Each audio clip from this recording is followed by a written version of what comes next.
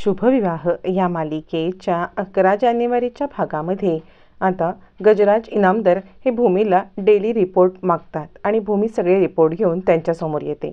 त्यावेळेला इनामदार सर म्हणतात, काय भूमी मॅडम, सगळं ठीक ना? भूमी म्हणते, हो सर, आणि हे रिपोर्ट आहेत। रिपोर्टमध्ये प्रत्येक कामगाराला रिमार्क दिलेला असतो आणि तो रिमार्क आता गजराज सर पाहतात। त्यापुढे सोमेशच्या पुढे असमाधानकारक असा रिमार्क पाहून गजराज सर म्हणतात, ठीक आहे, तुम्ही हे शुअरली आहात ना?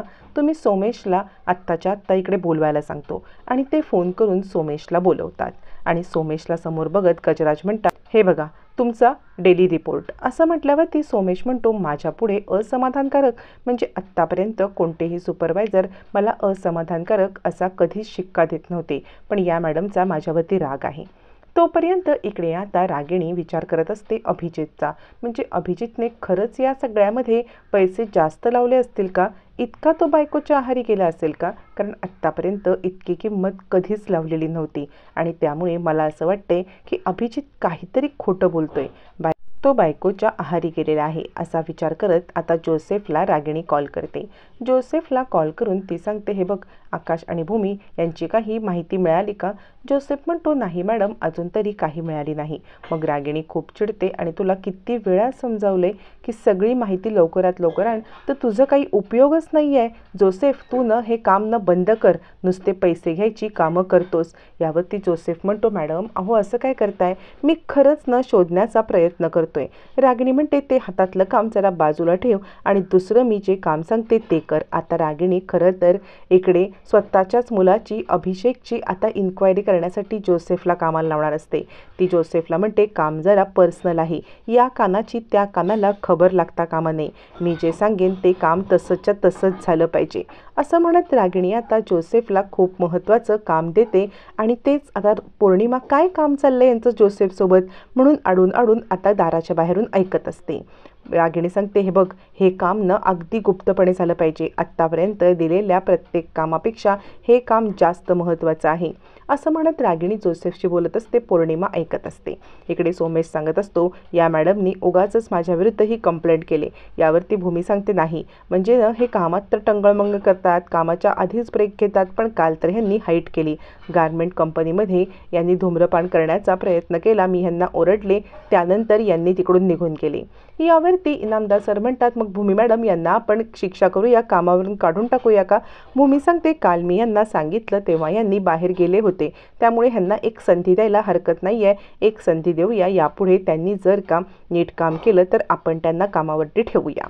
असं म्हणत भूमी आता इकडे सोमेशला कामावरून न काढण्याची रिक्वेस्ट करते आणि त्याचा पुन्हा एकदा रिव्ह्यू करायला ठेवते।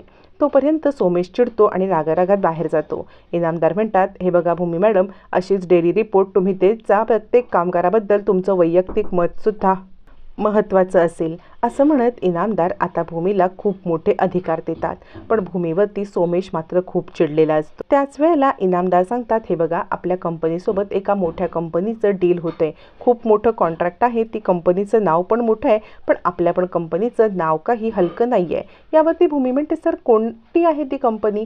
यावर इनामदार म्हणतात, हां म्हणजे तुम्हाला त्या कंपनीचं नाव माहिती असेल, तुम्ही इथेच लहानाच्या मोठ्या झालात ना, त्या कंपनीचं नाव आहे। आणि आता महाजन इंडस्ट्रीजचं नाव घेणार तितक्यात एक कॉल येतो आणि इकडे आता इनामदार सर फोनवरती बोलायला लागतात, भूमी निघून जाते। मग ते कंपनीचं नाव महाजन इंडस्ट्री हे सांगायचं पुन्हा एकदा राहून जातं। तिथे महाजन गारमेंटची फाईल पडलेली असते, पण भूमीला ती काही दिसत नाही। इकडे जोसेफसोबत बोलत असताना पौर्णिमा येते आणि म्हणते, आई, याच्यावरती रागिणी म्हणते, तू इथे, आणि ती जोसेफचा फोन कट करते। तोपर्यंत रागिणी म्हणते, माझं बोलणं लपून छपून ऐकतेस का? यावरती पौर्णिमा म्हणते, नाही आई, अहो म्हणजे तुम्हाला काही हवं नको हे पाहायला मी आले होते। रागिणी म्हणते, पौर्णिमा, तुझं हे ना कन्सर्न तुझ्याकडेच ठेव, तू नको मला सांगूस काय करायचं आणि काय नाही ते। एक गोष्ट लक्षात ठेव, ज्या वेळेला तुझी आई आणि तुझा नवरा हे तुझं सगळं म्हणणं ऐकेल, पण मी तुझं ऐकणार नाही, लपून छपून माझ्याविरुद्ध कारस्थानं करायची बंद कर पौर्णिमा। असं म्हणत रागिणी पौर्णिमाचा हात पिरगळते आणि रागिणीला रागीणीला पौर्णिमा अभिजितला भडकवते याच्यावरती ठाम विश्वास बसलेला असतो की हीच मुद्दाम अभिजितला भडकवण्याचं काम करते आणि ती म्हणते माझ्या वाटेला जाऊ नको, एक गोष्ट लक्षात ठेव, तू न या गोष्टींमध्ये जी कारस्थानं करतेस ना त्याची मी मास्टर माइंड आहे, त्यामुळे माझ्याशी उलटं कारस्थान करण्याचा प्रयत्न केलास तर मात्र गाठ माझ्याशी आहे, असं म्हणत रागिणी आता पौर्णिमाला चांगलाच दम देते. पौर्णिमा कुठली ऐकायला निघता निघता पुन्हा एकदा पौर्णिमा विचारते, आई म्हणजे तुम्ही जोसेफ सोबत बोलत होतात तर आकाश आणि भूमी यांची काही बातमी? यावरती रागिणी चिडते आणि म्हणते पौर्णिमा तुला सांगितलं ना, दुसरी ड मध्ये शिकणाऱ्या मुलीने युनिव्हर्सिटीचे प्रश्न कधी विचारू नये. निघ इथून, तू आत्तापर्यंत लहान आहेस, तुला या गोष्टीतली समज नाही आहे आणि माझ्या नाट्याला जाऊ नकोस. लक्षात ठेव एक गोष्ट, मी बरी तोपर्यंत बरी, एकदा का मी वाईट झाले तर तू काय अभिजित काय कुणालाच सोडणार नाही, असं म्हणत एक प्रकारे पौर्णिमाला आता इकडे हिंट देत रागिणी खूप चिडलेली असते. पौर्णिमा निघून जाते. पुन्हा एकदा जोसेफला फोन लावत रागिणी म्हणते सांगितलेलं काम अचूक झालं पाहिजे आणि हे बघ खूप गुप्तता पाळायला लागेल. आत्तापर्यंत जितकी कामं दिली त्यात माझी दुसरी माणसं सामील होती, पण ह्यात मी एकटीच आहे, असं म्हणत रागिणी अभिजितबद्दल इन्क्वायरी करायला आणि अभिजित खरंच आपल्याला धोका देतोय का हे सगळं चेक करण्यासाठी जोसेफला सांगते. तोपर्यंत भूमी आता इनामदारांच्या केबिनमधून बाहेर येते. तिला आता सोमेश अडवतो. सोमेश तिला अडवतो आणि कुठे चाललात असं म्हणत तिला आता मुद्दाम त्रास देण्याचा प्रयत्न करतो. भूमी सांगते माझा रस्ता सोड. सोमेश म्हणतो माझ्याशी वाकडं घेणं हे तुम्हाला खूप महागात पडणार आहे भूमी मॅडम. भूमी म्हणते हे बघ महाग स्वस्त हे मला काही माहीत नाही आहे, पण एक गोष्ट तुला सांगू इच्छिते, या सगळ्यामध्ये तू मला माझं काम प्रामाणिकपणे करण्यासाठी अडवू शकत नाही. सोमेश म्हणतो कोण कोणाला अडवते हे मी बघतो, पण भूमी मॅडम तुम्ही खूप चुकीचं केलं. या सोमेशसोबत पंगा घेणं तुम्हाला महागात पडेल. आणि भूमीला खूप मोठी धमकी देत सोमेश आता तिकडून निघून जातो. तोपर्यंत इकडे आता अक्का आणि आकाश दोघं जण घरी येतात. त्यावेळेला अक्का म्हणतात काय रे आकाश, तुला त्रास नाही का होत, म्हणजे तुला आता इतकं तिला आणायला जायला सायकलवर लागेल. आकाश म्हणतो अक्का आपल्या आवडीच्या माणसांसाठी काम केलं तर आपल्याला खरंच त्रास नाही होत. मला न सायकल राणीला तिकडे आणायला जायला तिला सोडायला जायला खूप आवडतं, कारण सायकल राणी मला आवडते ना, म्हणून मला हे सगळं आवडतं. अक्का म्हणतात हुशार आहेस हो तू आकाश. आकाश म्हणतो अक्का मी आता सायकल राणीला आणायला निघतो. तिकडे ते दत्ता येतो आणि आकाश म्हणतो दत्ता अरे सायकल आणलीस ना, कारण मला लगेच सायकल राणीला आणायला निघायचं आहे. दत्ता आपली मोडलेली सायकल दाखवतो आणि म्हणतो आकाश हे बघ सायकलचं काय झाले ते. आकाश खूप अस्वस्थ होतो आणि तो सायकल पाहतो आणि म्हणतो दत्ता हे कुणी रे केलं सायकलचं. दत्ता म्हणतो खरंच आकाश मला काही माहीत नाही आहे हे सगळं कुणी केलंय ते.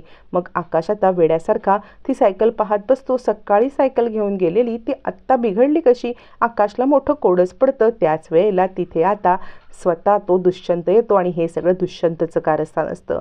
दुष्यंत हे दृश्य पाहतो आणि कशा पद्धतीने आकाश भूमीला सायकलवरती बसत तिला स्पर्श करत तिला घेऊन गेलेला हे दुष्यंतने पाहिल्यामुळे आकाश सायकल घेऊन परत आल्यावरती दत्ताची सायकल दुष्यंतने मुद्दाम तोडमोड केलेली असते आणि दुष्यंत आता सुद्धा हसून हे सगळं पाहताना आकाश पाहतो आणि आकाश विचार करतो सायकल इतकी खराब झाले तर हे काका का बरं हसतायत. आणि तो रागारागात तिकडे दुष्यंतकडे येतो आणि म्हणतो ओ टीचर काका, म्हणजे बघा ना या दत्ताची सायकल खूप चांगली आहे पण ती कोणीतरी खराब केली. या सायकलवरती मी न सायकल राणीला सोडायला चाललो होतो, म्हणजे सकाळी सोडायचो, आत्ता मी तिला आणायला चाललो होतो, पण आत्ता या सायकलची अवस्था बघता मी तिकडे उभा असताना मी तुमच्याकडे पाहिलं तुम्ही हसत होतात. तुम्ही का हसत होतात. यावरती दुष्यंत म्हणतो नाही रे आकाश मी कुठे हसत होतो. आकाश म्हणतो हो काका मी पाहिलं तुम्ही हसत होतात. यावरती दुष्यंत म्हणतो आकाश तुझा काहीतरी गैरसमज होतोय. आकाश म्हणतो नाही काका मी सगळं पाहिलेलं आहे, तुम्ही हसत होतात, तुम्हीच या सायकलची ही अवस्था केली. दुष्यंत म्हणतो अरे नाही तुझा काहीतरी गैरसमज होतोय. हे सगळं कन्व्हर्सेशन चालू असताना मग चाळीतली लोक तिथे जमतात. तोपर्यंत अक्का पण येतात. दुष्यंत थोडासा गडबडतो आणि म्हणतो आकाश आणि तुझा गैरसमज झालाय, मी का बरं ही सायकल तोडेन, माझा काय याच्यामध्ये स्वार्थ असणार आहे. अक्का म्हणतात काय रे मास्तरड्या काय केलंस. यावर मास्तर सांगतो मी खरंच काही नाही केलं, तुम्ही चाळीतल्या लोकांना विचारा मला हे करताना कुणी पाहिलंय का. असं म्हणत दुष्यंत चाळीतल्या लोकांना विचारतो. आकाश म्हणतो नाही अक्का यांनीच सगळं केलंय. दुष्यंत म्हणतो ओ ताई तुम्ही मला पाहिलं का हे करताना. याच्यावरती आता चाळीतल्या कुणीच पाहिलेलं नसतं, त्यामुळे चाळीतलं कोणी काही बोलत नाही आणि दुष्यंत सही सलामत निघून जातो. पण आकाशला खात्री असते की हे सगळं दुष्यंतनेच केलंय. दुष्यंत चिडलेला असतो आणि तो विचार करतो या आकाशला मी भूमीच्या जवळ जाऊच देणार नाही. इकडे आकाश म्हणत असतो अक्का अहो त्यानेच हे सगळं केलेलं आहे. अक्का म्हणतात पण आकाश बाळा आपल्याकडे पुरावा नाही आहे ना, तू न भूमीला फोन करून सांग की तिला एकटीलाच यायला लागेल. मग आकाश भूमीला फोन करतो आणि त्यावेळेला तो भूमीला सांगतो, दत्ताची सायकल मोडली आहे, सायकल राणी तुला एकटीलाच यायला लागेल. भूमी म्हणते, अचानक काय झालं? आकाश म्हणतो, ये सायकल राणी, तू घरी मी तुला सगळं सांगतो. असं म्हणत रडतच आकाश फोन ठेवून देतो. भूमी खूप अस्वस्थ होते आणि त्याच वेळेला दुष्यंत मास्तर नाटक करत भूमीच्या समोर अस्ताव्यस्त अवस्थेत येतो आणि ना त्याला कुणीतरी मारलंय अशी सिच्युएशन क्रिएट करतो. भूमी म्हणते, काय झालं सर तुम्हाला? याच्यावरती तो आता भूमीच्या खांद्यावरती हात टाकत हळूहळू चाळीमध्ये एंट्री करतो. इकडे आकाशची अवस्था बिकट असते आणि तो अक्कांना सांगत असतो, सायकल राणी आल्याशिवाय मी काही खाणार नाही. अक्का सांगत असतात, आकाश अरे वेड्यासारखं करू नको, ती येईल, तू खाऊन घे. दुष्यंतला या अवस्थेत बघून आकाशला आणि अक्कांना खूप मोठा धक्का बसतो. पण दुष्यंत मात्र कुत्सितपणे हसत आकाशकडे बघतो. कशी जिरवली तुझी, असा त्याचा आविर्भाव असतो. पण या सगळ्यावरती दुष्यंतवरती आता आकाशला चांगलाच संशय आलेला असतो.